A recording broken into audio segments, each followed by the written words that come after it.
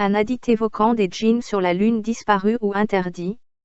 Il y a quelques années, un hadith évoquait des djinns sur la Lune qui, au moment où le prophète Mohammed, que la paix soit sur lui, prêchait à la Mecque, des djinns habitant la Lune observaient la Terre à l'aide de télescopes probablement et d'appareils permettant d'espionner les conversations humaines depuis la Lune.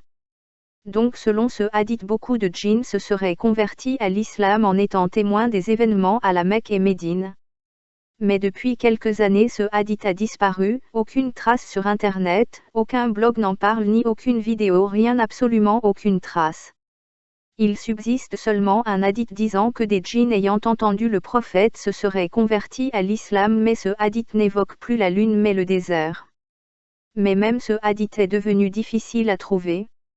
C'est un peu comme le Mandela Effect, cela pourrait faire penser que ce hadith a existé mais dans un univers parallèle, pas dans notre monde. Ou des personnes ou des gouvernements tentent de censurer ce hadith. Certains musulmans à cause de ce hadith ont prétendu que Neil Armstrong aurait entendu l'appel à la prière sur la Lune, mais finalement le cosmonaute aurait nié avoir entendu des sons étranges sur la Lune. Des ufologues ont alors mis en doute le fait que les Américains aient pu aller sur la Lune. Mais de toute évidence il y a des formes étranges sur la Lune et probablement des constructions. Parfois il y a de fortes explosions sur la Lune, ce qui fait penser à une guerre spatiale. Est-ce que la Lune est peuplée de djinns musulmans ou pas? Pourquoi le peuple arabe est symbolisé par la Lune du temps du paganisme? Est-ce que les Arabes viennent de la Lune ou ils ont construit des villes sur la Lune?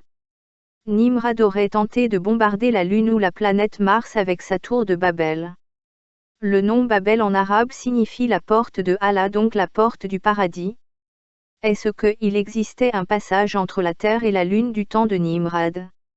Nimrod voulait tuer Dieu et il devait penser que Dieu habitait la lune ou la planète Mars. Il aurait donc construit une fusée atomique pour bombarder la lune ou la planète Mars.